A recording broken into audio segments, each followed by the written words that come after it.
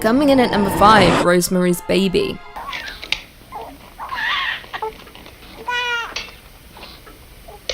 Roman Polanski's masterpiece, Rosemary's Baby, set the standard for many cultist horror movies, particularly in the way it reveals the cult, using a steady and slow build and paranoia, confusing us as to what exactly is even happening. This 1968 horror stars Mia Farrow and chronicles the story of a pregnant woman who suspects that an evil cult wants to take her baby for use in their rituals. However, it is quickly revealed that her husband has made a deal with the devil for success in his acting career, and the price is offering up his wife as a surrogate mother for something truly evil. Satan's son. That's right, the cult uses Rosemary as a sacrificial lamb for Satan's grand return through his own offspring, and it is truly terrifying. The general sense of unease throughout the movie is why Rosemary's Baby is an absolute classic, and perhaps one of the scarier movies in the horror genre. The horrors depicted on and off the screen aided in the rumour that the film was actually cursed by the cult and summoned demons, with many incidents occurring off-screen to the cast and crew, including the slaying of Roman Polanski's wife, Sharon Tate, at the hands of the Manson family. Coming in at number 4, VHS 2, Safe Haven. Safe Haven is one of 4 sections in the 2013 anthology found footage sequel VHS 2, with the segment being directed by Timo Tjahjanto and Gareth Hugh Evans, and being the best section in the entirety of the movie. The plot follows a news crew composed of 4 members who infiltrate an Indonesian cult in the hopes of shooting a documentary about their mysterious activities. Inside the building, they find the walls adorned in bizarre symbols, school children in classrooms, and women dressed in white garments. One of the crew, Malik, then overhears that his fiancée Lena is pregnant with another crew member's child, Adam. Things then descend into total madness. The deeper the crew go inside the building, with Lena being abducted by several women, with the cult hunting down the crew members for sacrificial reasons. Now, with only 29 minutes to play with, Evans and Tjahjanto don't hold back, not even for a second, with the segment being insanely action-packed and gore-filled from start to finish. Not to mention it builds to an insane, gore-soaked climax that will shock the audience. Cult are successful in their demon summoning, with the beast making its grand appearance towards the final moments of the movie, and it does not disappoint. Number 3, the snake cult of Glykon. Glykon was an ancient snake god who had a large and influential cult in the Roman Empire during the 2nd century. The cult is thought to have originated in Macedonia, where other snake cults, much like Glykon, had existed for centuries. Macedonians believed snakes had magical powers in fertility. Initially, the cult did not worship the spirit of the snake or an abstract idea of a godly snake. Instead, they worshipped an actual, physically tangible snake that resembled the god. The creator of this cult, Alexander, foretold that there would be a reincarnation of Asclepius. It's said that Alexander procured an egg, and when the people gathered to see it hatch, Alexander cut the goose egg open and revealed the prophetic snake god inside. The small snake grew to the size of a man, with the features of a human on its face, including long blonde hair. Some say that the figure depicted at this stage was actually just a puppet, or a trained snake with a puppet head. Creepy. The focus of worship in the cult was fertility. Barren women would bring offerings to Glykon in the hopes of becoming pregnant. By 160 AD, the cult's teachings and methods began to spread. An inscription from that era reads, "Glykon, protect us from the plague cold." The same year, the government of Asia declared that he was the protector of Glykon's oracle. The governor also married Alexander's daughter. Many sought prophecies from Alexander, yearning to learn of what their future holds and even how they might perish. The cult's beliefs were spread through lower social classes, and over time, even high-class citizens and officials were die-hard believers of Glykon's healing, and of the prophecies Alexander told. The support and belief of the emperors, paired with the healing powers of the serpents throughout history, lured many people into the cult. There was no shortage of converts and believers. Roman coins were even made in honor of Glykon, which likely happened way after Alexander's lifetime. For at least 100 years after Alexander's passing, a new Glykon cult formed and began to spread their influence. Statues and other archaeological finds have been located in Tomi, now known as Constata, displaying just how present the cult was throughout history in the large city. The Glykon cult is still referred to this day. The statue that was found in Constata, Romania is on display at the Constata History and Archaeology Museum. The statue is even commemorated on a postage stamp from 1974 and on a 10,000 lei banknote from 1994. And to this day, people declare themselves as devotees of Glykon. Talk about a long-lasting influence. Number 2, the Elysian Mysteries. The Elysian Mysteries were initiations that were held every year for the cult of Demeter and Persephone. They took place at the Pan-Hellenic sanctuary of Ulysses in ancient Greece. They're considered the most famous of the secret ancient Greek religious sites. Their basis was an old agrarian cult, and there's evidence that they were derived from the religious practices of the Mycenaean period. The Mysteries referred to Hades' abduction of Demeter's daughter, Persephone, and was told in 3 phases: descent, search, and ascent. Originally, the cult of Demeter was private, hidden under the telesterion. Some of the practices are seemingly influenced by other religious practices, specifically those from the Mycenaean period. The group would hold a feast. At the beginning, priests would fill 2 special vessels and then pour them out, one to the east and one to the west. Then, the people would look upwards and downwards while chanting, "Reign and conceive." Then, a child was initiated into the group from the divine fire. Honestly, I tried to decode this part for a while, but I had very little success, I'm sorry. The climax of the celebration represented the force of the new life. When the Mysteries started, immortality was not a part of the beliefs, but as time went on, they believed that it would grant them a better fate in the underworld. Eventually, the Mysteries were spread wide, and people from all over flocked to participate. Eventually, the Mysteries were controlled by 2 families, which led to a huge number of initiates. The only requirements were that you had never directly caused someone's death and that you were able to speak Greek.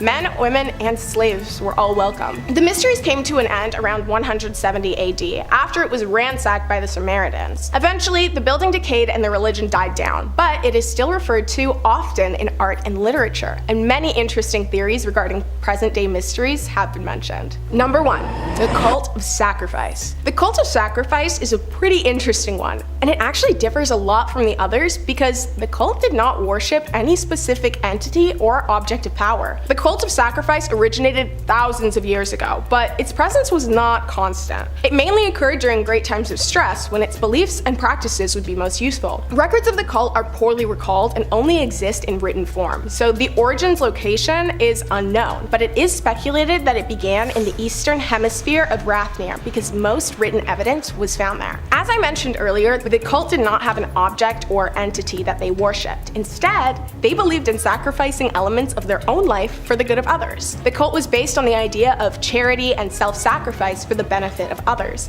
in particular, those who need it most. The cult took these ideals to an absolute extreme though. They would starve and fast, not because it was a religious practice, but because they'd given all of their food to others who were perceived as having less. They were minimalists, not because they wanted to be, but because they would give all of their money and material possessions away to those who were perceived as having less. Essentially, they would damage themselves to the point of illness and death just in the name of sacrifice and in the hope of helping. This was most likely the reason that the cult had such sporadic activity throughout centuries, because they were pretty extreme and a lot of people didn't survive. To join the cult, the only thing necessary was the blessing of an existing cult member, like any cult member. So yeah, it was able to spread through small communities pretty quickly. I'm kind of stuck on how strange the towns that this cult was prominent in probably looked. Like, I'm imagining people sleeping on the streets, freezing, overheating, and starving, while there's just like a massive hoard of food that they've placed in the town center for the less fortunate. But like, no one will touch the food,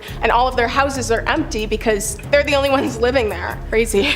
The cult is essentially extinct because, mostly everyone who was a member ended up dying from their loyal devotion. However, the cult came to its official end on August 8th, 2021, when the last member died. The cult officially died because, if you remember, the only way to join the cult is to be blessed by an existing member. So, the faith is officially extinguished. I mean, their ideology is good, but extremism is never good. Middle ground, that's the sweet spot. In 5th place, we have NXIVM. I thought I'd kick off today with the most recent cult on our list. NXIVM was started in 1998, making it younger than I am. Founder Keith Rainier originally promoted NXIVM as a self-help organization with workshops and classes on empowerment. NXIVM amassed more than 18,000 followers across North America until 2017, when members came forward to expose the not-so-good practices of a secret society within the group. Women were recruited under the false pretense that they were joining a sisterhood of sorts, but it ended up being a sex cult. So a pyramid scheme existed within the group, with Keith, who members called Vanguard, at the top, followed by Masters, who recruited other women to the secretive group, and at the bottom were the newest recruits, who were referred to as slaves. A former member explained that in order to be admitted to the secret club, she had to give her master naked photos and other compromising documents that would be used as blackmail if she ever told anyone anyone about the group's existence. She was also told that another part of the initiation process was getting a small tattoo, but when the day of the marking arrived, instead of a tattoo, the new members were told to undress, and their master branded them with a design that included Keith's initials right above their pelvic area. Each woman was instructed to say, and I quote, "Master, please brand me, it would be an honor." Ugh, icky. Just so icky. In 2020, Keith was tried in court, where more than a dozen women came forward with statements regarding his psychological and sexual misdoings. He was convicted of many crimes, including sex, vroom vroom, racketeering, and underage bad videos. Keith was sentenced to life in prison, but in a court filing, his lawyers wrote that he is not sorry for his conduct or his choices. Well, that just kind of knocks the wind out of me. Anyone else? In fourth place, we have the Children of God. Initially called Teens for Christ, Children of God, or COG, was founded in 1968 by rogue preacher David Berg in Huntington Beach, California. Attracting young runaways and hippies, David preached a kind of worship that combined the ways of Jesus Christ with the free love movement of the 1960s. Group living, zealous converting, and isolated communes were all pillars of the Children of God Church. Members, who got to be around 15,000 people across the world at its peak, didn't work or go to school. The COG didn't believe in the nuclear family, so younglings were grouped together and lived separately from their parents. In the late 1970s, COG became notorious for the sexual practices that one of the founders' own daughters later described as religious sexual coercion. David coined the term flirty fishing, which was a sexual practice in which women would allegedly have sex with men to bring them into the cult. If that wasn't scummy enough, he also promoted and encouraged the sexualization of younglings within the COG community. As David manipulated the COG family with his sadistic practices, members started leaving the community, including the families of actors Joaquin Phoenix and Rose McGowan, who both grew up in the communes. Former COG members began coming forward in the early 1990s, describing an environment that permitted and encouraged the physical and sexual taking advantage of younglings. Ricky DuPuy appeared on a talk show in 1993 and revealed that he'd been ordered by the group to forcibly fornicate with someone barely in the double digits of age. Ricky later took his own life, sadly like many other members of the group, including the founder's son, Ricky Rodriguez, who was sexually taken advantage of throughout his life by his father and the group. Although David died in 1994 while under FBI investigation, the cult continues to exist and now goes by the name Family International, although the group claims that the horrific practices are a thing of the past. Sure. Okay. I trust that as much as I trust the construction in Toronto to meet a deadline. No. Number 3. The Independent Order of Odd Fellows. Oh, the Independent Order of Odd Fellows. Well, finally, a secret society that's right for me. How do I gain entrance to this? Well, while I figure that out, I'll mull over the history with you. It's unknown when the Independent Order of Odd Fellows was founded for sure, but the first reference of it ever written comes in 1812 and references George IV. Before he was named Prince Regent of the United Kingdom, George IV had been a member of the Freemasons for a while. He wanted a member of his family to come join the Freemasons with him, and was hoping that his royal connections and purse strings would be able to bypass the lengthy, complicated initiation process. Unfortunately, no one is given such freedoms to bypass Masonic initiation rites. Come on, you should have known that. So George, bittered by an order that wouldn't have him, splintered off to form a rival club, the Independent Order of Odd Fellows. Love the name. Although the website for the order claims that it was started all the way back in 1066, although there aren't as many sources to cite this. Much like the Knights, their guiding principles are the principles of friendship, love, and truth, and its members strive to live by these principles in their daily lives. The organization is non-political and non-sectarian, welcoming individuals from all walks of life and creeds. Are you also getting a bit disappointed that a lot of secret societies on this list have mainly said that they just do like charity work and like helping out around town and getting people the help they deserve? No, come on, where's the secret soldiers? Where's the lizard people living under the White House? None of this is showing up yet. The Order of Odd Fellows places an emphasis on community service. Its members engage in various charitable activities. They provide relief to the needy, they assist the sick and disabled, they offer scholarships and educational opportunities. Do you guys not conceal any Martians or any UFOs or anything? You just go around giving homes to the elderly and orphans? Gosh, are there any secret societies that are trying to control the world still? Now, regardless of how the Order got its start, the Order is strong and still going today. The club has counted several British Prime Ministers among its rank, Winston Churchill and Stanley Baldwin, to name a few. Number 2.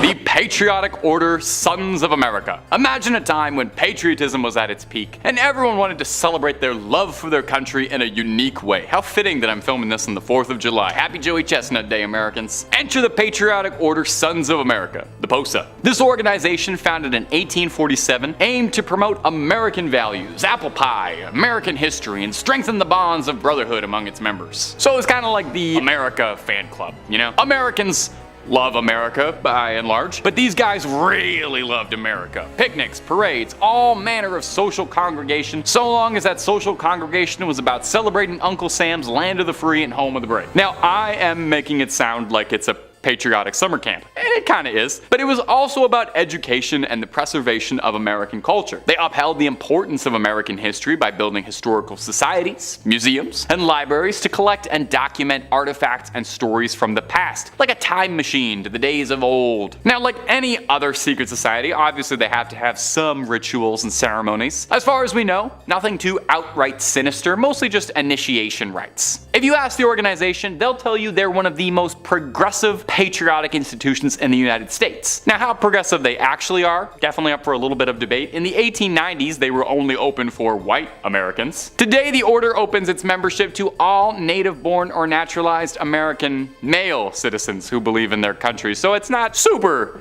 progressive, but as far as secret societies go, it seems like they're pretty benevolent and do just want to celebrate the country and not rule it in secret. Or maybe they do, I don't know. And number 1, the Molly Maguires. In the 1870s, 24 foremen and supervisors in the coal mines of Pennsylvania were assassinated. Now, who was behind the plot? The leading suspect was the secret society, the Molly Maguires. Now that's a secret society name. The Molly Maguires were an organization of Irish militants, who it's thought got their names because they frequently used women's clothing as a disguise while carrying out acts. This sounds a lot more like it's just a gang than it does a secret society. I'm pretty sure these guys were the bad guys at Red Dead Redemption 2. Operating primarily in the mid-1860s to 1870s, the group was named after a legendary folktale of Molly Maguire, an Irish nun who was evicted from her home. As such, the Maguires acted as a sort of big brother for Irish immigrants in America, aiming to address harsh working conditions and mistreatment by whatever means necessary. Faced with low wages, long hours, and unsafe working conditions, the Maguires sought to protect the rights and interests of their family through resistance, sabotage, and violence. The organization operated covertly, with members swearing oaths of loyalty and secrecy. Their tactics included coercion, intimidation, and you better believe just a little bit of political assassination. They targeted mine operators, foremen, and individuals they perceived as oppressors within the mining industry. Murders, all of this stuff pretty commonplace. The rise of the Molly Maguires attracted attention from mining companies and the government. The notorious Pinkerton Detective Agency, the actual bad guys from Red Dead Redemption 2, was hired to infiltrate and gather evidence against the group. High-profile trials followed, resulting in the conviction and execution of several Molly Maguires. The trials were marked by controversy and allegations of false testimony, leading to debates about the fairness of the proceedings. But if you know anything about the Pinkertons, it's that they don't really play fair. Today, the Molly Maguires are still sort of a subject of historical interest, serving as a reminder of the complex dynamics between labor, management, and immigrant communities in the United States during the 19th century. I don't really have a joke to end that on. I didn't think that far ahead. Number 5 on this list is Happy Science. Kind of a fun name that they have there for sure, but maybe not the funnest of cults. Ranker says if you're looking for a mashup of world religions, New Age, hokum, far-right nationalism, and infrastructure spending, then Japanese cult Happy Science is for you. It was founded in 1986 by Ryoho Okawa, a former salaryman who was enraptured by a group called the Godlight Association. He soon formed his own cult of personality called Science of Happiness and changed its name to Happy Science a few years later. Okawa believes he is the human incarnation of a supreme being called El Kanter who combines Christ, Buddha, Muhammad, and every other prophetic deity to create a 9-dimensional heaven with him at the head. He's also created a massively complex mythology of New Age nonsense while simultaneously founding a political wing called the Happiness Realization Party. Here's where the strangeness goes into overdrive though, as his party advocates a vicious Japanese nationalism devoted to denying historical cruelties, advocating conflict conflict with China and North Korea and rebuilding Japan's infrastructure. The group claims to have 12 million members around the world, has a multimedia arm, and enjoys tax-exempt status in the US. So basically, if it was up to this group, Japan would be invading China and North Korea and probably well on its way to starting World War III. So yeah, definitely not one that you want to be a part of, because that could obviously get very bad very quickly. Not to mention, you need to worship this dude who believes that he's the human incarnation of all these cool people. I mean, if he actually is the human reincarnation of all of those people, then that's freaking awesome, but come on guys, I think the likelihood that this dude is Jesus as well as Buddha is pretty low. Number 4 on this list is the Brethren. Yeah, so joining this cult really would just be the worst, guys. You just need to give up so much to do it. Ranker says, also known as Body of Christ and Garbage Eaters, the Brethren are an apocalyptic offshoot of the 70s Jesus movement, eschewing worldly possessions and earthly pleasures to purify themselves for the coming end of the world. Brethren members essentially live as vagrants, doing odd jobs to survive, eating trash, avoiding bathing and medical treatment, and giving whatever money they do make to the group. They also forbid dancing and laughing until the return of Jesus, bar members from communicating with family, and forbid contact between binary genders. Group founder Jim Roberts passed in December 2015, leaving the future of the secretive cult unclear. You literally need to give up everything in your entire life to get ready for when Jesus returns. I just don't get this one, guys. Like, maybe it's because I'm not part of this cult, but I guess it isn't clear to me why Jesus would be angry that you have earthly possessions. Like, what does he have against you having the occasional knickknack, you know? Also, there's the whole thing where you literally need to eat garbage. I don't think that they're joking about that, guys. Like, you will be eating scraps if you join this cult. Never having a warm meal again, that's about as terrifying as it can get. Number 3, Heaven's Gate. Not to be confused with the 1980 Western that flopped so hard that the director-driven film era in Hollywood was brought to an end. Heaven's Gate was an American religious movement founded in 1974 by Bonnie Nettles and Marshall Applewhittem, otherwise known as T and Doe. T met Doe while working at a hospital in 1972 when Doe was visiting a sick friend. Doe was really into biblical prophecy, and upon meeting the woman, felt that she was so familiar that they must have met in a past life. On the other hand, she claimed that aliens had told her that they would one day meet and that they had a divine mission to accomplish. You know, just like the Blues Brothers. The two studied religious and science fiction texts together, eventually coming to the logical conclusion that Doe was a reincarnated Jesus and that they had been chosen to fulfill the prophecies of the Bible, and that they had been given higher level minds than most folks, and were the two witnesses described in the book of Revelations. They were pretty sure that they would die and be resurrected, at which point a UFO would show up and take them away. They had trouble getting followers until they began advertising meetings where they claimed that aliens wanted volunteers for an experiment, which would result in the subjects being brought to a higher evolutionary level. They recruited over 100 members who they traveled the country with before becoming reclusive. Bonnie Nettles, aka T, died of liver cancer in 1985, and Marshall Applewhite, aka Doe, became the sole leader of the group. In 1996, the group rented a home in Rancho Santa Fe in California, which they referred to as the Monastery. In 1997, Doe made a video message claiming that they had to evacuate Earth by taking their own lives as Heaven's Gate was closing, and by dying, they would be taken by a UFO to a higher level of existence. Doe and 38 other cult members then dressed in identical black shirts with armbands that read Heaven's Gate Away Team, as an extremely macabre Star Trek reference. All of them were also wearing Nike Decades, as the group apparently had adopted the company's slogan of "Just Do It" as a personal slogan. The group then covered their heads with plastic bags and asphyxiated. They did this in 3 tiers so that the remaining members could take off their bags and arrange their bodies with dignity. In an interesting bit of trivia, in the aftermath of this incident, the Nike Decades have become a highly sought after collector's item due to their involvement in the incident, because of course they are. Number 2, the People's Temple Agricultural Project. Founded by Jim Jones in Indiana in 1955, the People's Temple preached that those who remained drugged with the opiate of religion had to be brought to enlightenment with socialism. Of course, this wasn't the fun Bernie Sanders socialism where everyone gets to go to college. Jordan's main influences were people like Chairman Mao and Joseph Stalin. He was driven out of Indiana due to having integrationist beliefs and went to California, where he became involved in local politics, helping George Moscone become mayor of San Francisco in 1975. As a result, Jones was made the chairman of the city's Housing Authority Commission, which allowed him to rub elbows with the wealthy and powerful. After some backlash from local newspapers and fears of police crackdown, the group set up a commune in Guyana, which was a small and poor enough and independent enough country that Jones thought he would be able to easily get political influence and protection. With the approval of the local government, the group began building their commune, which they called Jonestown. He made a deal with the government that would allow hundreds of cult members to enter the country, but very difficult for them to leave. At its peak, Jonestown had about 900 people living in the small commune. Jones became more and more unhinged, controlling the media the group were allowed to consume, lest they be subjected to a movie that wasn't pro-Marxist. He made everyone in the commune work long shifts, 6 days a week.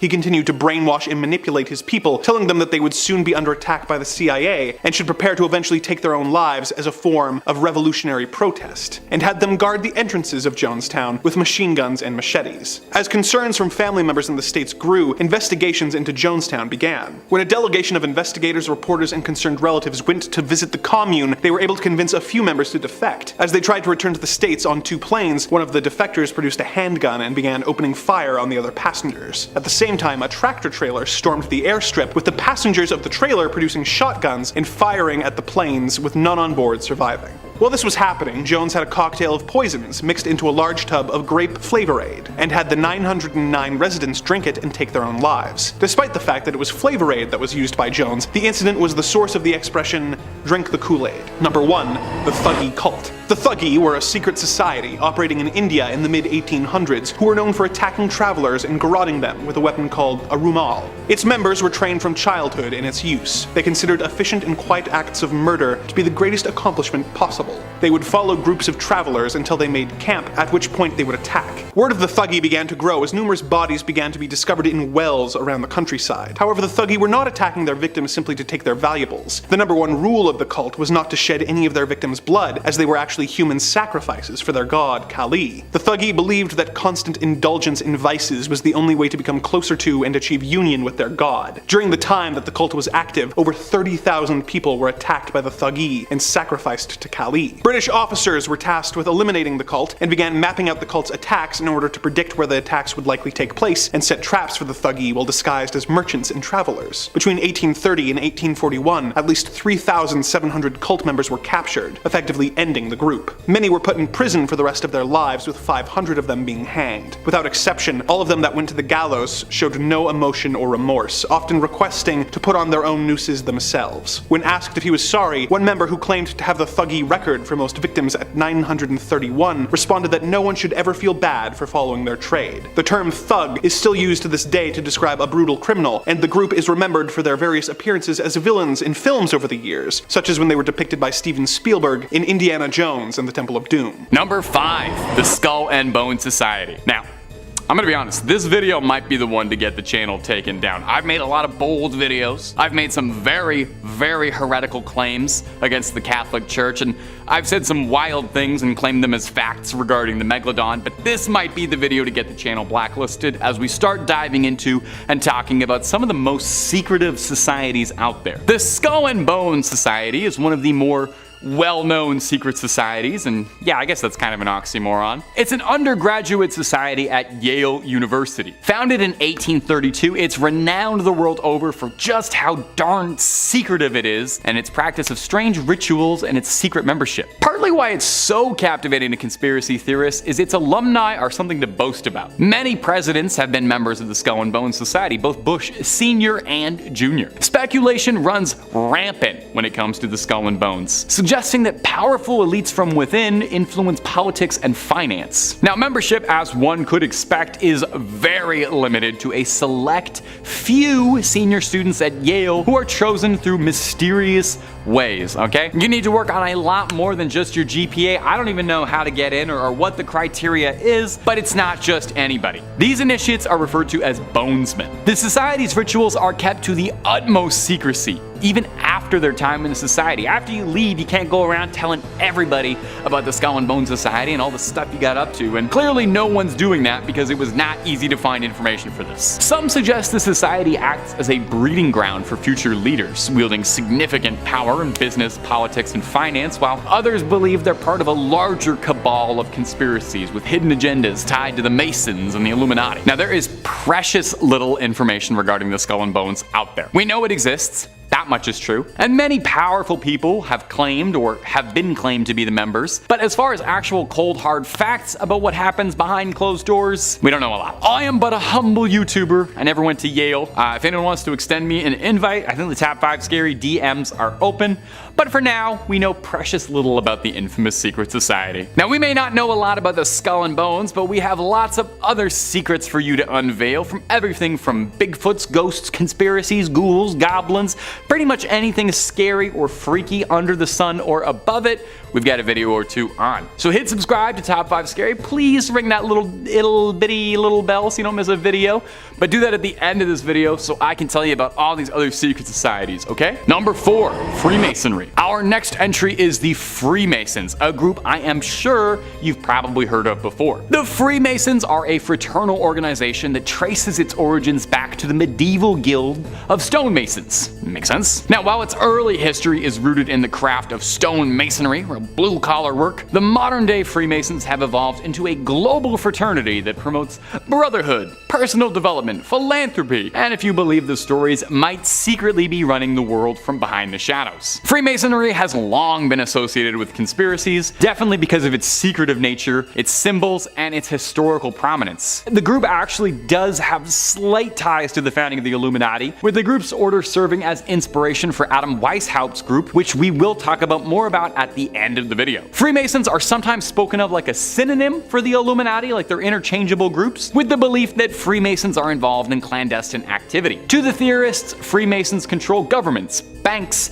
using their influence, and pointing out that throughout history, many notable world leaders and key figures have been Freemasons or have had familial ties to Freemasonry. And there are some wilder conspiracy theories out there too that suggest that Freemasonry is tied to supernatural or occult practices, claiming that Freemasons engage in esoteric rituals and possess hidden knowledge, ancient mysteries, secret teachings. These beliefs make Freemasonry out to be a real secret kind of cult organization. Now, Freemasonry is real. Nobody's doubting that. Nobody's disproving that. The chances are actually pretty good that there's probably a Freemason lodge very close to where you live. The Freemasons boast brotherhood, fraternity, philanthropy, personal development, and they've got all these lovely things on their website, and I'm more than inclined to agree it really is just a place to hang out and rub elbows with other people, or is that all just a very convenient cover story to cover over the truth? Number 3, the Fundamentalist Church of Jesus Christ of Latter-day Saints, known as FLDS for short. Time to focus on the fundamentalist sects that split off when the core religion opted to renounce the practice of polygamy. Technically speaking, polygamy is the practice or custom of having more than one wife or husband at the same time. And while I'm not judging multiple partners or open relationships when they're consensual or of age, there's a lot of ick to unpack here. It is estimated that 6,000 to 10,000 members reside within the congregate sister sites of Hilldale, Utah, Colorado City, Arizona, El Dorado, Texas, West Cliff, Colorado, Mancos, Colorado, Creston and Bountiful, British Columbia, and Pringle, South Dakota. Those who wish to continue the practice remained Mormon, but on their own terms. Polygamy remains, illegal, and in 1953, an entire FLDS community was arrested in Short Creek, Arizona, otherwise known as modern-day Colorado City, and most had their little ones taken from them for safety. A compound in Texas was raided in 2008 after Child Protective Services was made aware of allegations of poor living situations. Over 400 younglings were taken from the compound and placed in CPS custody. So I remember hearing about the raid while watching the Oprah Winfrey Show with my mom of all things. If my brain serves me right, it was about 10 months after the raid when all of the younglings were returned to the Yearning for Zion Ranch, and it was such huge news that she was being granted access to this top secret compound. Leader of the FLDS, Warren Jeffs, remains in his position, despite being in prison for life after acts against minors. Number 2, Aum Shinrikyo. Founded by Shoko Asahara in 1984, Aum Shinrikyo is a Japanese new religious movement and doomsday cult who first made headlines in the late 80s amid accusations that Asahara was forcing members to donate money to the group and holding them against their will. Pardon me, I'll backtrack for a moment. Although Aum was, from the beginning considered controversial in Japan, it was not initially associated with serious crimes. Aum's public relations activities included publishing comics and animated cartoons that attempted to tie its religious ideas to popular anime and manga themes, including space missions, powerful weapons, world conspiracies, and the quest for ultimate truth. Like many cult leaders, Asahara believed in an imminent doomsday. This time it was caused by a world war started by the United States. And of course, according to him, only his followers would survive 1995. In 1991, began using wiretapping to get NTT uniforms and equipment and created a manual for wiretapping. In July of 1993, cult members sprayed large amounts of liquid containing Bacillus anthracis spores from a cooling tower on the roof of Shinrikyo's Tokyo headquarters. However, their plan to cause an anthrax epidemic failed. The attack resulted in a large number of complaints about bad odors, but no infections. Thank goodness. But by the end of 1993, the cult started secretly manufacturing the nerve agent sarin and later VX. Tested its sarin on sheep at Banjawarn Station, a remote pastoral property in Western Australia, killing 29 sheep. So both sarin and VX were then used in several assassinations and attempts between 1994 to 95. In 1995, the group executed a sarin gas attack in the Tokyo subway, which caused the deaths of 12 people and injured 50 more. The group says that those who carried out attacks did so secretly, without being known to other executives and ordinary believers. After that attack, Japanese authorities learned that the group had also been responsible for the death of lawyer Tsutsumi Sakamoto, who was working on a class action lawsuit against Shinrikyo at the time of his death. Almost forgot, the group also killed his wife and descendant. Yes, independent people. On July 6 of 2018, after exhausting all appeals, Asahara and 6 followers on death row were executed as punishment for the 1995 attacks and other crimes. So I'm glad that unlike, some of the other folks I've discussed today, some justice was actually served in this situation. 6 additional followers were executed on the 26th of the same month, and at 12:10 a.m. on New Year's Day of 2019, at least 9 people were injured when a car was deliberately driven into crowds celebrating the New Year on Takashita Street in Tokyo. Local police reported the arrest of Kazuhiro Kusakabe, the suspected driver, who allegedly admitted to intentionally ramming his vehicle into crowds to protest his opposition to the death penalty, specifically in retaliation for the execution of the before-mentioned cult members. Number 1. Good News International Church. The Good News International Ministries, GNIM for short, or Good News International Church, was founded by Paul Mackenzie and his first wife in 2003. So this group attracted international attention in April of this year when it was revealed that Mackenzie had allegedly instructed members to starve themselves to meet Jesus before the end of the world, which has resulted in the deaths of over 400 people. And when you consider more than 600 people have been reported missing,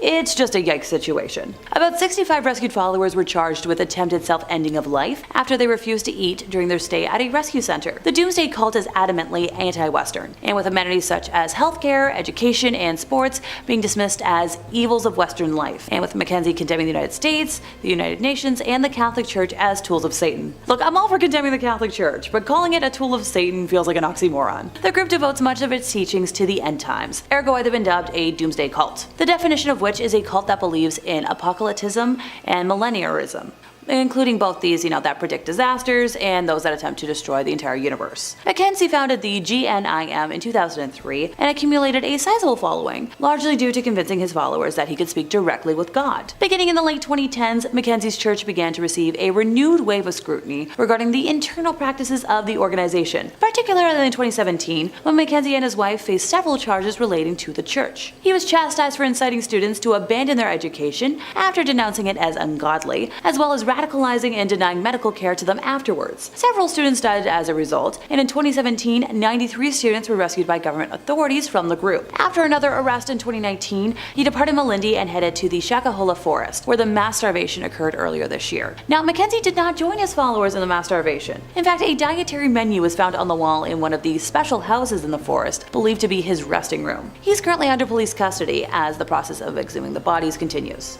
Police authorities claim that some bodies were missing organs and believed they were being harvested and sold. Number 5. The Bilderberg Meeting. Starting us off today, we are going to be talking about the uber-secretive Bilderberg Meeting. Now this one is a little bit of a cheat because technically it's not really a society, but it refers to an annual gathering that definitely happens without any of us knowing, in secrecy, and involves a lot of key profile VIPs, so I'd say it qualifies. The first Bilderberg Meeting dates all the way back to 1954 and was held at the Hotel de Bilderberg in the Netherlands, which is where the group has taken its name since. Convened by Prince Bernhard, the gathering was a collection of powerful politicians from North America and Europe, designed to foster warmer relations between the two continents among fear of growing anti-American sentiment in Europe. In layman's terms, the Bilderberg Meeting is an annual meeting where high-ranking politicians agree to not start World War III just yet, just not just yet. They'll do it eventually, but keep things cool for now. Now, because of this, the Bilderberg Meeting has quite the guest list. It's a veritable who's who. Bill Clinton, Margaret Thatcher, Angela Merkel, Tony Blair, Henry Kissinger, Pete Davidson, to name a few. Now what happens in these meetings is anyone's guess, as they're wrapped in complete and utter secrecy. The minutes are never released, and journalists are barred from reporting on it at all. In fact, I would not be surprised if this video was the first time you've ever even heard of this. The secrecy definitely paves the way for rumors, with the belief that the Bilderberg Meeting is an extension of the Illuminati, with the members being part of the New World Order, conspiring to control the world behind the scenes. Now, the official website for the Bilderberg Meeting maintains, thanks to the private nature of the meeting, the participants take part as individuals rather than in any official capacity, and hence are not bound by the conventions of their office or by positions, which definitely makes things more suspicious. We'll get to the bottom of this, I'm sure. But if you're looking for more conspiracies, well, Top 5 Scary has all of that and then some. We've got loads of things on secret societies, ghosts, ghouls, goblins, aliens, UFOs. If it's freaking you out, we've got a video or two on it, I promise you that. So hit subscribe, please do me a little favor and ring that little bell as well so you don't miss a single one of our videos. But do that at the end of this one, because I got 4 more secret societies that I'd love to tell you all about. Number 4, the Knights of Pythias. Coming up next is going to be the very mythical sounding Knights of Pythias. Oh, we love when a secret society is an order of knights. I love when something sounds like that. You know, they sound like I gotta go bring them an ancient crystal. The Knights of Pythias was founded by Justus H. Rathbone, a government employee in Washington, D.C. in 1864 who historically has one of the coolest names I've ever heard. Justus H. Rathbone. My god, that just rolls off the tongue. He felt there was an absolute moral need for an organization that practiced brotherly love. He loved Philadelphia. City of brotherly love, he was all about that. Around the same time, the country was involved in a bit of a punch-up, bit of a brother against brother, a bit of a civil war, you might call it. So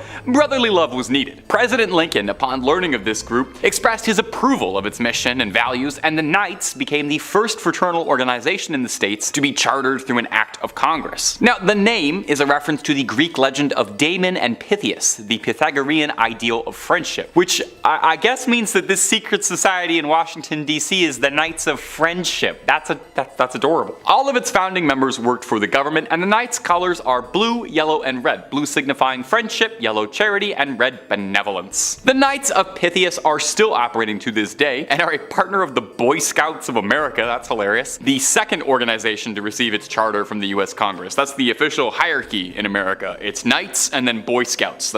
Now, interestingly, the Knights of Pythias, despite their very, very cool name, may very well be one of the only secret societies no one is writing any conspiracy theories about. And I was looking, I really was, but the people in the tinfoil hats are not interested in the Knights of Pythias. Maybe it's because, unlike most other secret groups, the Knights really boldly announce that they're just all about friendship, and maybe people suspect they're not hiding anything, and maybe they're just totally genuine and all about friendship. That won't do for me. I think the whole friendship thing is a complete angle. I think the Knights of Pythias are doing something subliminal, something. They're hacking the airwaves somehow. We'll look into that. We're gonna get back to this. Coming in at number 3, we have Children of the Corn.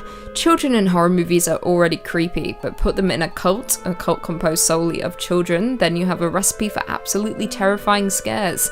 Children of the Corn, based on the book of the same name by Stephen King, is a supernatural folk horror starring Linda Hamilton and Peter Horton, and is set in a fictitious rural town of Gatlin, Nebraska. The film tells the story of a malevolent entity referred to as He Who Walks Behind the Rose, which entices the town's children to ritually murder all the town's adults and a couple driving across the country to ensure a successful corn harvest. As the couple arrive in the small, seemingly abandoned town, they discover the congregation of children led by a girl named Rachel, with them performing a cultural birthday ritual for Amos by drinking his blood from a pentagram-shaped cut on his body. Amos has turned 19, therefore is considered old enough for his passing, joining their god in the cornfield. Now, while the movie as a whole was a little disappointing, it does deliver on the horrors of cults. Not to mention there were 7 sequels, with the first being far superior. The cult movie in turn gained a cult following, with it being a hit among movie lovers. Coming in at number 2, we have Hereditary. One of 2 Ari Aster movies on our list, Hereditary was a surprise horror movie, with the reveal of its cult being kept a secret for much of the movie, making it incredibly unexpected when it begins to unfold. Released in 2018, Hereditary is Ari Aster's directorial debut, with it starring Toni Collette and Alex Wolff as a family haunted by a mysterious presence after the death of their secretive grandmother. However, what begins as a sober family drama very quickly descends into a crazy supernatural horror. What begins as a slow burn quickly catapults into a disturbing horror after an incident involving the family's son and daughter, leaving viewers covering their mouths. As a result of the incident, the mother, Annie, is forced to turn to a support group member, Jones, for support, learning ways she can contact the realm of the supernatural. However, this has devastating consequences, with her awakening something that should never have been awoken. Viewers very quickly learn that a demon-worshipping cult are the true causes of the family's misery and pain. Worse still, Ari Aster plants Easter eggs throughout the movie as a way of warning us of things to come. However, saying that, most of us may have missed these subliminal messages, but what I can say is, the wall-crawling demon was revealed long before the last 30 minutes of the movie, with the cult being there all along, watching the family and waiting for their moment. The cult in Hereditary are worshippers of Paimon, one of Lucifer's most obedient devotees, who rules 200 legions of angels, and is connected to the Tree of Death, hence why the treehouse in Hereditary is so important. The summoning of Paimon is gradual throughout the movie, but when he finally arrives and seeks solace in the body of one of the characters, well, it's enough to send shivers down anyone's spine. And finally, coming in at number 1, we have Midsummer. There are a few things more terrifying than a cult in horror movies. A group of people devoted to a dark higher power who will do absolutely anything to appease the deity. No movie displays this as effectively as Ari Aster's Midsummer. Released in 2019, Midsummer is a folk horror film starring my queen, Florence Pugh, and follows a group of friends who travel to Sweden for a festival that occurs once every 90 years, only to find themselves in the clutches of a pagan cult. Now, unlike Ari Aster's Hereditary, Midsummer lays out its intentions from the very start of the movie. The movie kicks off with Danny discovering the death of both her sister and parents, with the incident putting a strain on Danny's relationship with her already distant boyfriend Christian. Not long after, she learns that Christian has planned a trip to Sweden with his friends to attend a midsummer celebration at an ancestral commune, so the group packs up and heads out. Things very quickly descend into madness, with the group arriving and being met by a large group of white cult members in a very peculiar white outfit, with Danny realizing that something isn't quite right here. However, her concerns are proven correct when 2 commune elders die by senicide via leaping from a cliff top.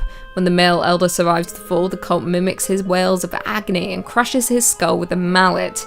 Yeah, things aren't fun in Sweden right now.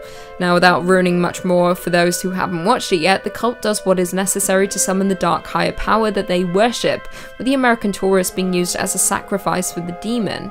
Now, more interesting still, while this movie isn't entirely based on a real cult, director Ari Aster does describe it as a stew of sorts. I quote, "We're drawing from actual Swedish traditions. We're drawing from Swedish folklore. We're drawing from Norse mythology."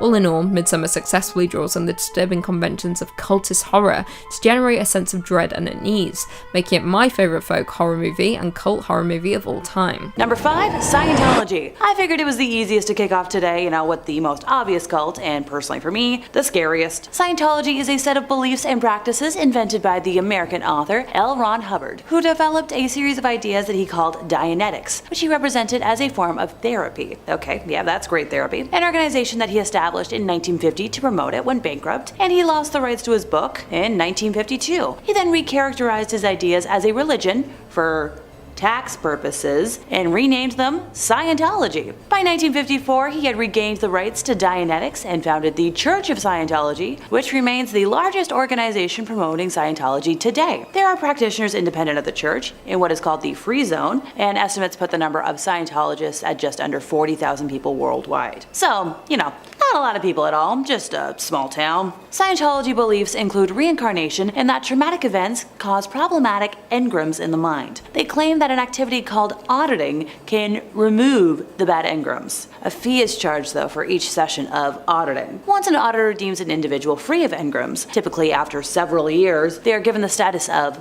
clear. After being deemed clear, adherents can take part in further activities called operating thetan levels, which require further payments. The operating thetan texts are kept secret from most followers and are revealed only after adherents have typically given hundreds of thousands of dollars to the Scientology organization. If you don't have ridiculous amounts of money to burn, don't worry, they're freely available online on sites such as WikiLeaks. And if you don't want to waste your time, These texts say past lives took place in extraterrestrial cultures. Look, I don't agree with Scientology, but I do agree with aliens visiting Earth. But these involve an alien called Xenu, described as a planetary ruler that existed 70 million years ago who brought billions of aliens to Earth and killed them with thermonuclear weapons. Yeah, I totally believe that. Despite being kept secret from most followers, this forms the essential mythological framework of Scientology's crazy logic? From soon after their formation, these groups have generated considerable opposition and controversy, in several instances because of their illegal activities. In 1967, Hubbard established a new elite group, the Sea Organization, or Sea Org, the membership of which was drawn from the most committed members of the church. By 1981, the 21-year-old David Miscavige, who had been one of his closest aides in the Sea Org, rose to prominence. Hubbard died at his ranch in Creston, California on January 24th of 1986, and Miscavige succeeded Hubbard as the head of the church, a position he holds till this day. If you really want a mystery to solve, try and find David's wife. In 2013, actress Leah Remini, a former Scientologist and vocal critic of the organization, filed a missing persons report with the Los Angeles Police Department concerned about her disappearance. The LAPD allegedly contacted Shelley and closed the case within hours. Despite assurances from Church of Scientology spokespeople that Shelley Miscavige is alive and well, many continue to express skepticism. In 2022, after hearing about an investigation into now retired LAPD Captain Corey Palka about alerting others of confidential police investigations, Remini revealed photographs of Palka accepting a $20,000 check from Scientology for LAPD charities in one of a Scientology information kiosk located in the LAPD Hollywood division. While speaking with Palka in his office, Remini noticed a letter of thanks to him from Scientology with an invitation to lunch at their celebrity center. So, bribery. As of 2023, Shelley Miscavige's whereabouts remain unknown, and who knows if we'll ever know. In the 1970s, Hubbard's followers engaged in a program of criminal infiltration of the US government, resulting in several executives of the organization being convicted and imprisoned for multiple offenses by a US federal court. Now, Hubbard himself was convicted in absentia of fraud by a French court in 1978 and sentenced to 4 years in prison. And in 1992, a court here in Canada convicted the Scientology organization in Toronto of spying on law enforcement and government agencies and criminal breach of trust, later upheld by the Ontario Court of Appeal. The Church of Scientology was convicted of fraud by a French court in 2009, a judgment upheld by the Supreme Court of Cassation in 2013. The Church of Scientology has been described by government inquiries, international parliamentary bodies, scholars, law lords, and numerous superior court judgments as both a dangerous cult and a manipulative profit-making business. I could talk about them for hours and just how awful they are, so let me know in the comments if that's, something y'all would be interested in. Number 4, Family International. Initially called Teens for Christ, Children of God, or COG, it was founded in 1968 by rogue preacher David Berg in Huntington Beach, California. Attracting young runaways and hippies, David preached a kind of worship that combined the ways of Jesus Christ with the free love movement of the 1960s. Group living, zealous converting, and isolated communes were all pillars of this church. Members, who amounted to around 15,000 people across the world at its peak, didn't go to work or go to school. And they also didn't believe in the nuclear family, so younglings were grouped together and lived separately from their parents. In the late 1970s, COG became notorious for the sexual practices that one of the founder's own daughters later described as religious sexual coercion. David coined the term flirty fishing, which was a sexual practice in which women would allegedly have sex with men to bring them into the cult. And if that wasn't scummy enough, he also promoted and encouraged the sexualization of younglings within the COG community. As David manipulated the COG family with his sadistic practices, members started leaving the community, including the families of actors Joaquin Phoenix and Rose McGowan, who both grew up in the communes. Former COG members began coming forward in the early 1990s, describing an environment that permitted and encouraged the physical and sexual taking advantage of younglings. Ricky Dupuis appeared on a talk show in 1993 and revealed that he'd been ordered by the group to forcibly fornicate with someone barely in the double digits of age. Ricky later took his own life, sadly, like many other members of the group, including the founder's son, Ricky Rodriguez, who was sexually taken advantage of throughout his life by his father and the group. Although David died in 1994 while under FBI investigation, the cult continues to exist and now goes by the name Family International, although the group claims that the horrific practices are a thing of the past. Why do I not believe them? Number 3, the Knights Templar. Now perhaps you know this next group best as the villains of the Assassin's Creed franchise, or depending on your personal philosophies, the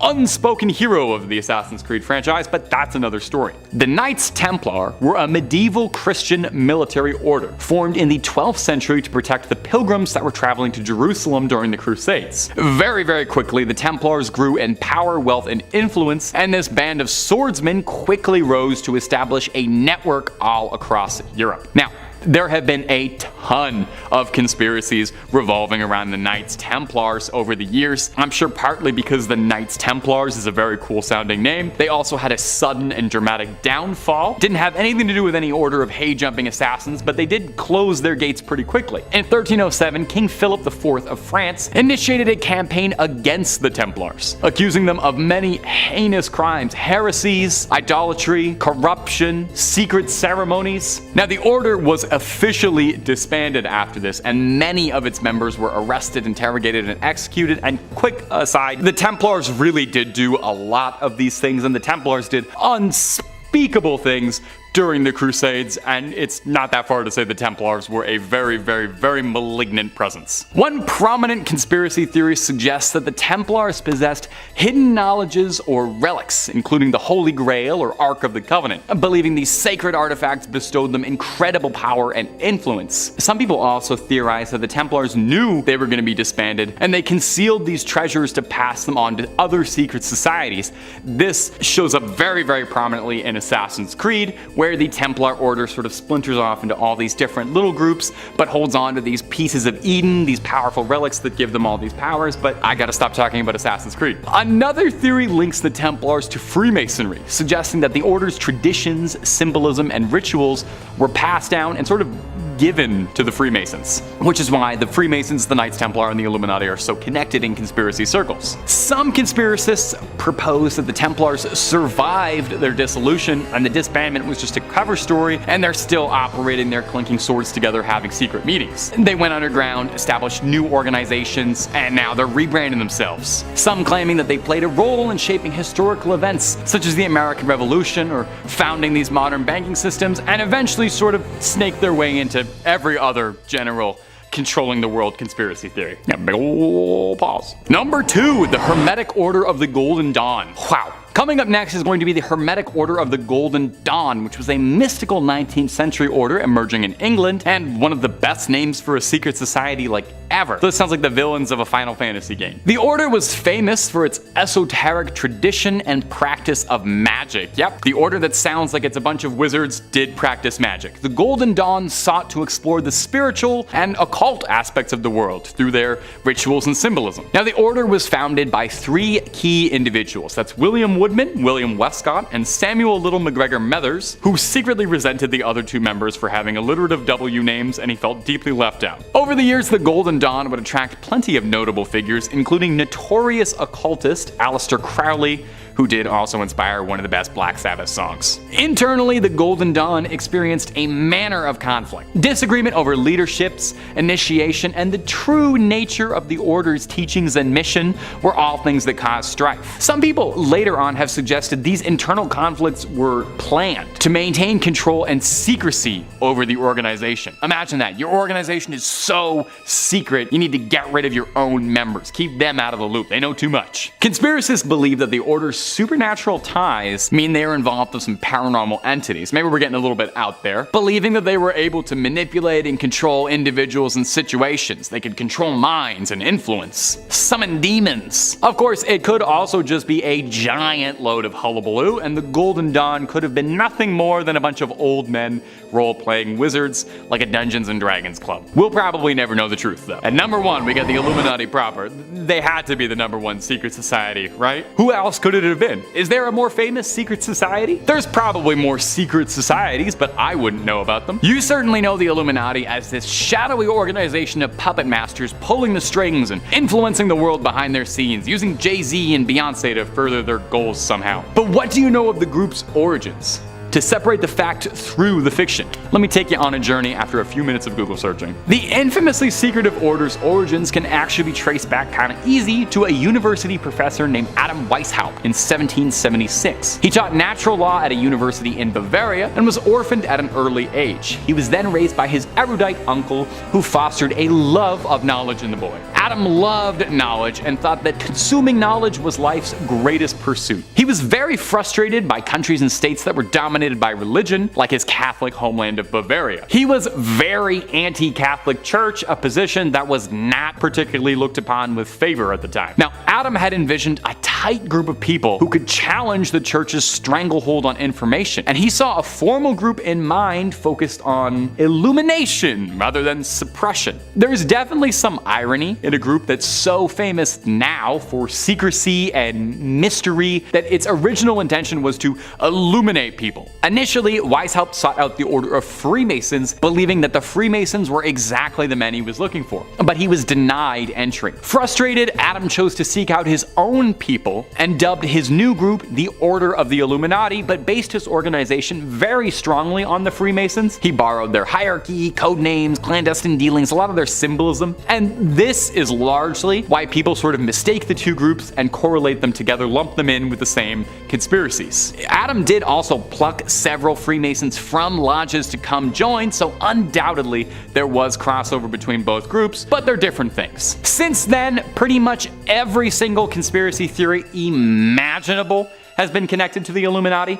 Governments, banks, entertainment, bada bada bada bada bada bada. It's all orchestrated by the Illuminati, and we simply play out their script. Symbols such as the Eye of Providence are seen as proof. It's on the dollar bill, or there's symbology used in music videos and entertainment. That's proof of the group's control. Anytime you see Jay-Z doing one of these, that's proof that he's an Illuminati agent. So there was a real Illuminati, definitely, and there were a bunch of Bavarian nerds, but is there still an Illuminati pulling all the strings? Number 5, the Manson family. Starting out with the most famous of the cults on this list, we have the group of young people who fell under the spell of Charles Manson in the late 1960s in California, USA. Charles Manson was in and out of prison for most of his life before settling in San Francisco and beginning to establish himself as a guru during the height of the Summer of Love hippie culture. Using some elements from the philosophy of the Process Church of Final Judgment, who believed that at the end of the world, Jesus and Satan would join forces to judge humanity, Manson formed a group of mostly young women, teaching them that they were reincarnations of the original Christians and that he was Jesus Christ. In a converted school bus, the group made their way to Los Angeles, where Manson preached and continued to grow his group of followers. They stayed in the home of Dennis Wilson of the Beach Boys for a time, before eventually moving them to an old disused Western movie set, Spawn Ranch. In exchange for the company of the many female followers, the owner of the ranch, George Spawn, allowed Manson and his growing family to stay at the ranch free of charge. Manson began using his followers for extortion, taking a music teacher who they believed had inherited a large fortune hostage in his home and demanding that he join the cult and turn over the money. The man maintained that they were mistaken, and Manson attacked him with a sword before having one of his followers finish the job. In the cult's most famous incident, Manson sent 4 family members to the home of Hollywood actress Sharon Tate with instructions for them to end the lives of Tate and her 4 guests who were staying with her. The next night, these family members were joined by 3 others and brought by Manson to the home of Leno and Rosemary LaBianca, where they broke in and tied up the 2 residents at Manson's instructions. He then ordered them to dispatch the victims and left. Although it hasn't been conclusively proven, the Manson family are believed to be responsible for at least 15 other people, with Manson himself claiming at one point that he was responsible for 35 total deaths. Manson was apprehended and put on trial along with the family members who had carried out his orders, but the trial showed just what a hold Manson still had over his family. Family members showed up outside the courthouse where they held a vigil while armed with hunting knives. They threatened witnesses, setting fire to one man's van while he was still inside it. The trial itself was also a wild time, with one of the defense attorneys who Manson disagreed with going missing and being discovered murdered, and Manson at one point leaping over a table to try and attack the judge while the other defendants began chanting in Latin. Manson and the murderous family members were sent to prison in 1971. Manson remained in prison until his death in 2017. Number 4. Om Shinrikyo.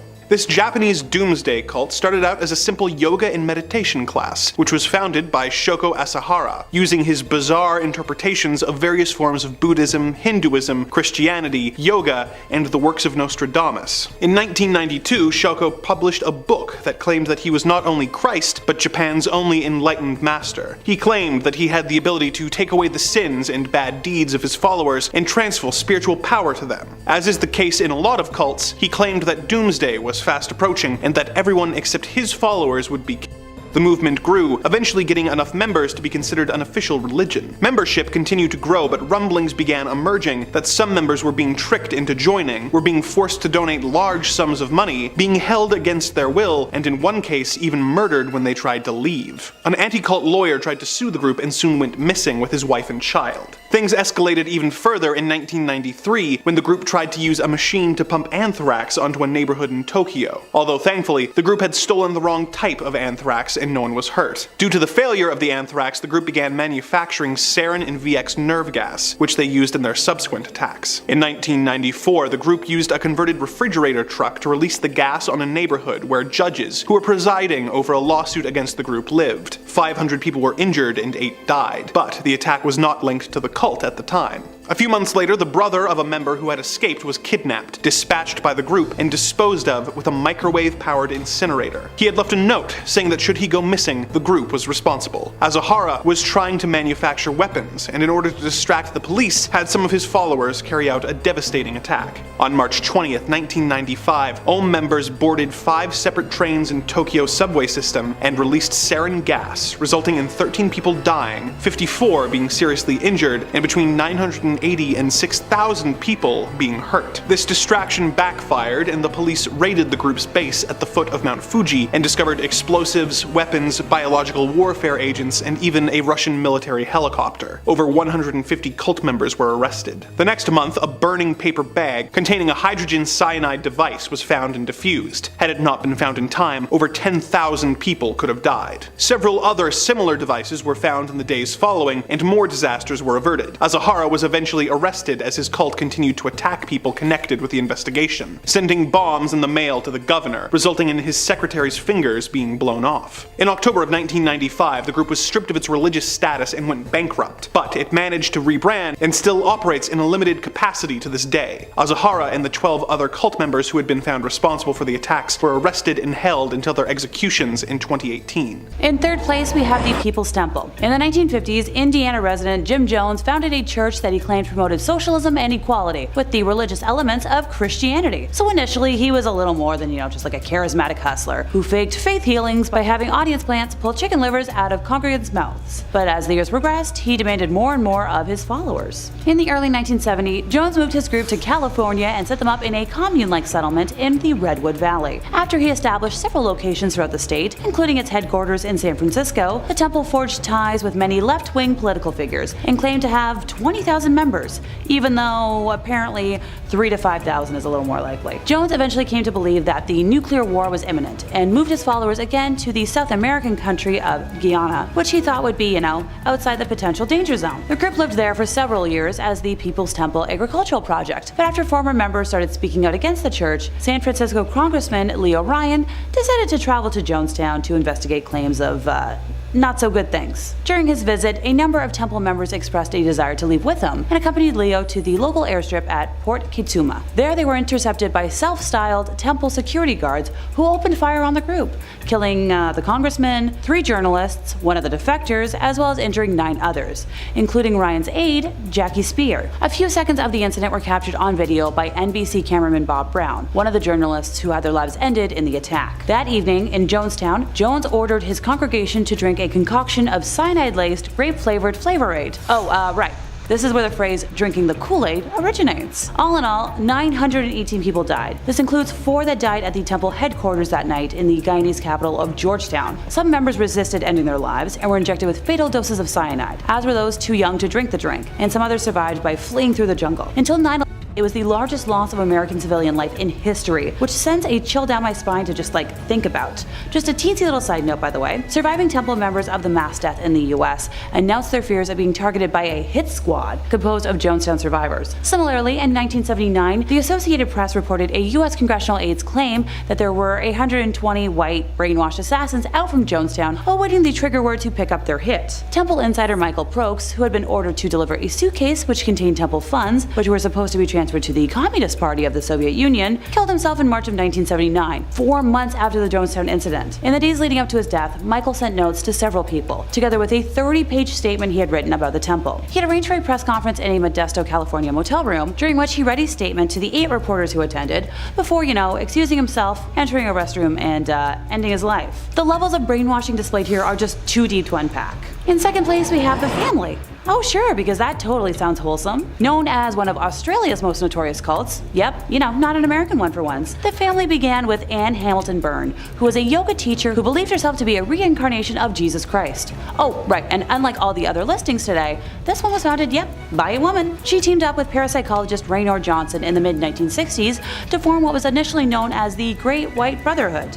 Cripes, I swear I'm not talking about the Triple K group or the Yahtzees, I promise. Over the course of several years, Anne adopted 28 offspring by receiving the young as gifts from members, as well as by falsifying papers to convince others to give their spawn up for adoption, all in the hope of creating a master race that would survive the apocalypse she believed to be imminent. While other adults in the group were known as either aunties or uncles, Anne claimed to be the biological mother of all 28 adoptees. She also told the offspring she was, Jesus Christ, and when they didn't live up to her exact standards, they were punished forcibly, starved, or, dosed with LSD, because, a crazy brain trip is exactly how to make little ones behave. The cult went undetected for years because the adoptees were forced to hide whenever visitors arrived. But in 1987, the group's headquarters was finally raided and all the younglings were removed from the premises. Anne was only ever charged with falsifying birth certificates, and in 2019 she died from dementia at about 98 years old, having never faced consequences for her actions. Pardon me, my brain feels like it's about to explode. They had 32 years to nail her, and all she got was falsifying birth certificates? I feel like giving underage folks LSD should have been,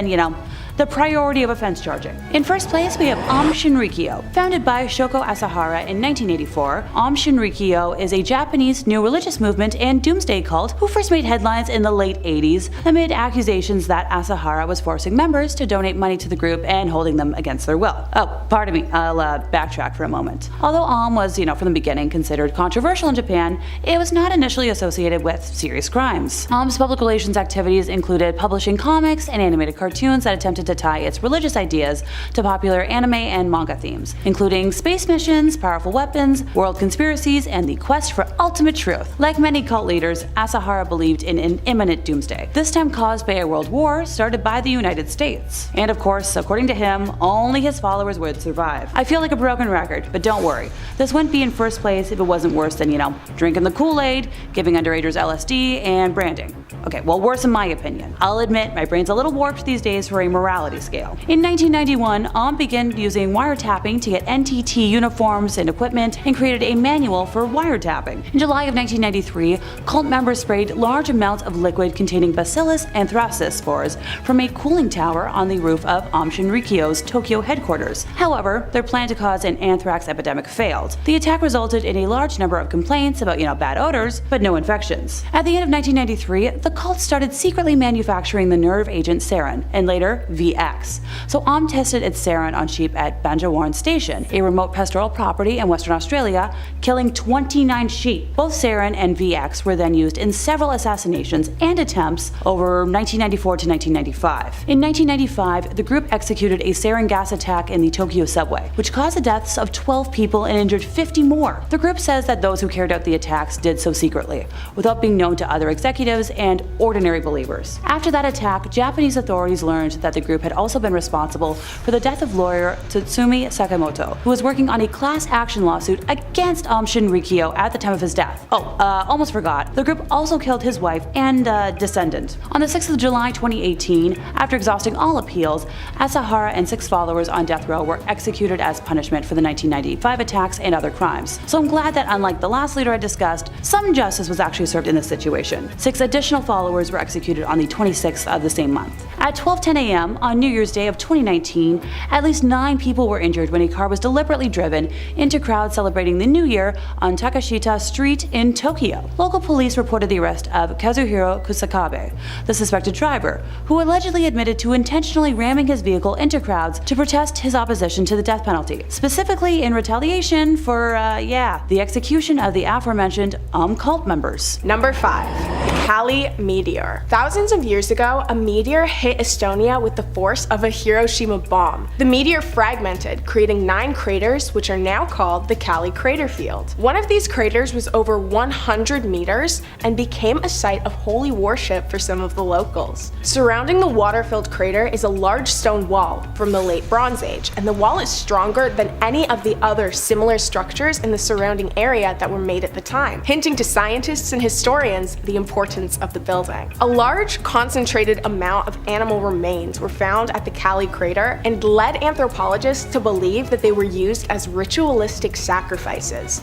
The thing is, the bones were found thousands of years after the wall was built, meaning the crater was a consistent site of worship for thousands of years. There are several legends surrounding the lake, especially in Finnish mythology. Here's a quick synopsis. Quote, Louis, the evil wizard, steals the sun and fire from people, causing total darkness. Ukko, the god of the sky, orders a new sun to be made from a spark. The Virgin of the air starts to make a new sun, but the spark drops from the sky and hits the ground. The spark goes to an Aluan, or Kaleven lake, and causes its water to rise. Finnish heroes see the ball of fire falling somewhere behind the Neva River. The heroes head in that direction to seek fire, and they finally gather flames from a forest fire. End quote. The legend mentions a spark of sun, referring to the meteor, which when landed caused a huge impact and a forest fire. I mean, it's like dropping an actual bomb. The impact was insane. The crater has no noted reports of being an active worship site as of today, but such a widespread belief must have been passed down. I highly doubt the beliefs would have just ended there. Number 4. The Pythagoreans. Pythagoreanism originated in 600 BC, based on the beliefs and teachings that Pythagoras and his followers held. Pythagoras established the first Pythagorean community in the ancient Greek colony of Croton. The beliefs spread quickly throughout the land, and the death of Pythagoras created even more popularity as people created their own traditions within the belief system. The beliefs influenced Plato, and through him, they influenced Western philosophy. Most of the surviving information on Pythagoras came from Aristotle and the philosophers of the Patriotic school. The beliefs spread widely, and some say that they have survived as part of the Thuggy Cult and Orphism. The beliefs included science and religion. Pythagoras was very well known in ancient times for his mathematical achievement, the Pythagorean theorem. I wish he wasn't as well known because I hated that class. He was also noted for his discovery that music had mathematic foundations. He's been credited as the philosopher who first discovered music intervals and is said to have invented the monochord. As I said, a lot of the information we now have on Pythagoras came from Aristotle and the Patriotic school. The 5th century BCE information do not have any elements of supernatural entities, but by 4th century BCE, legends and fables were introduced into the belief system. Pythagoras founded the first community in Croton during 5th century BCE. He described it as a secret society, and he also gained political influence. The military and economy in Croton soon became very strong. In the early years, the Pythagorean sects were closed societies, where new members were chosen by existing ones, based on intelligence and discipline. Then they went under a 5-year initiation period where they would listen to teachings in complete silence. Then they would complete a test, and if they passed, they would be welcomed to the inner circle. But they were able to leave whenever they wanted. Soon, it became customary for family members to become Pythagoreans, as it developed into a philosophical tradition that influenced everyday life and swore members to secrecy. Within his teachings, Pythagoras emphasized moderation, vegetarianism, respect for elders and the state, and believed in a monogamous family structure. Boring! They believed the soul of humans was buried in the body, and the highest reward a human could attain was the soul joining the gods, meaning that they escaped reincarnation. They believed the soul was buried in the body as punishment, but that the soul could be purified, so they did a lot of soul cleansing rituals. The list of beliefs honestly go on and on. They include things like harmony, music, geometry, arithmetic, numbers, and cosmology. The disputes regarding Pythagoras' teachings began shortly after his death, which was caused by an arson attack. The disagreements led to 2 separate Pythagorean traditions, acousmatikoi and mathematikoi. The mathematikoi recognized the religious undertones of Pythagoreanism and studied it as part of their practice, but they focused more on the science and research part of Pythagoreanism. Their scientific pursuits were largely mathematical, but they did also conduct research in fields that Pythagoras had in his lifetime. The acousmaticoi believed humans had to act in inappropriate ways. They refused to recognize the advancements that the mathematicoi were making in mathematical and scientific research, which were, as I said, in line with Pythagoras' beliefs. They also challenged his original teachings, including harmony, justice, ritual purity, and morals. The tension between the two groups only grew as their individual beliefs grew further and further apart over the years. Number 3 on this list is the Fundamentalist Church of Jesus Christ of Latter-day Saints. You guys might be familiar with this one right now as it's currently very popular. Netflix just released a documentary about this cult, so if you want a more in-depth summary of what went down, definitely go check that out. Ranker says that this cult was an offshoot of Mormonism that's constantly in the news for unsavory reasons. FLDS openly embraces polygamy, which the mainstream LDS outlawed a century ago. The group has anywhere from 6,000 to 10,000 members in rural Utah and Arizona, with the group having almost total control of 2 small, linked border towns in 2 states. While Mormon splinter groups had been around long before, the FLDS was incorporated in 1991 by a group of men who had been excommunicated by the church. They went through a range of leaders who all declared themselves prophets until being taken over by Rulon Jeffs in 2002. He passed shortly thereafter and his son Warren took over. It was under Warren Jeffs that the FLDS practices of child marriage, bigamy, incest, racism, abandonment of teenage boys all became public knowledge. Jeffs was sent to prison in 2007 but continues to be the de facto head of the church while his successors squabble for power. This cult certainly isn't as powerful as it once was, and you have to imagine that as time goes on and more people are educated on what this cult did in the past, that will continue on a downward trajectory. But for now, they still aren't totally finished, and if you wanted to, then you could join this group. Absolutely do not do that though, because these people get up to some very weird and often illegal things. Like the leader was literally sent to jail and is still there rotting away. I would not want to get myself into a situation where I'm anywhere close to the people that support that guy. Number 2 on this list is the Nuwaubian Nation. This one is absolutely nuts, guys, so strap in. Ranker says, formerly known as the United Nuwaubian Nation of Moors, this is a cult of personality based around founder Dwight York. Combining Christianity, ancient Egyptian iconography, African rituals, and a belief that aliens are coming, the nation believes that 144,000 chosen people will be taken away in a flying city, spirited to Orion to prepare for the final fight against Satan. Shockingly, York's mishmash of New Age concepts, black power militancy, and ancient Egyptian religion caught on in both the hip-hop community and in rural Georgia, where York built a massive compound made with donated funds. York's mythology grew, incorporating cloning, racial theory, cosmology, anti-government conspiracies, and linguistics. Even as the cult grew, York was under investigation, and he was finally detained in 2002 for running a massive human trafficking ring comprising as many as 1,000 individuals. He was sent to prison for life, and his compound was seized and demolished. The group still exists, though in much smaller numbers. If we just ignore all of the human rights violations for a second, which we shouldn't by the way, but let's just do it anyways for one moment, then at the best possible case scenario, you join this cult and then dedicate your life preparing for a battle with Satan that you may not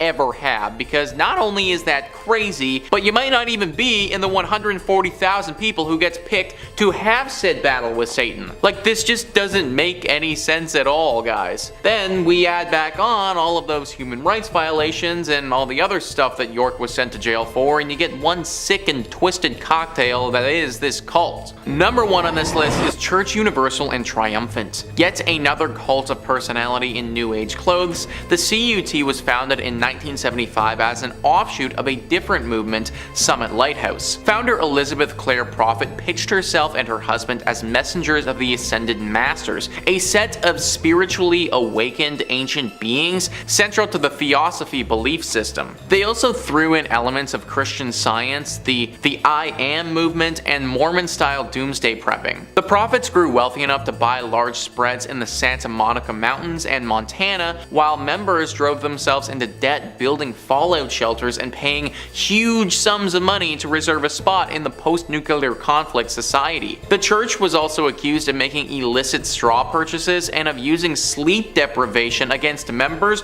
who attempted to leave. In ill health, the prophet retired in 1999 and passed 10 years later. Since then, the church has gone through legal problems and succession squabbles, but members still meet on a regular basis. So yeah, just join this cult if you want to potentially get tortured from sleep deprivation. Oh, and while we're torturing you, we're also gonna take all your money and invest it into some underground bunker that you'll probably never use. If that doesn't sound like an excellent use of time and money to you, which it probably shouldn't, then I really wouldn't recommend joining this cult.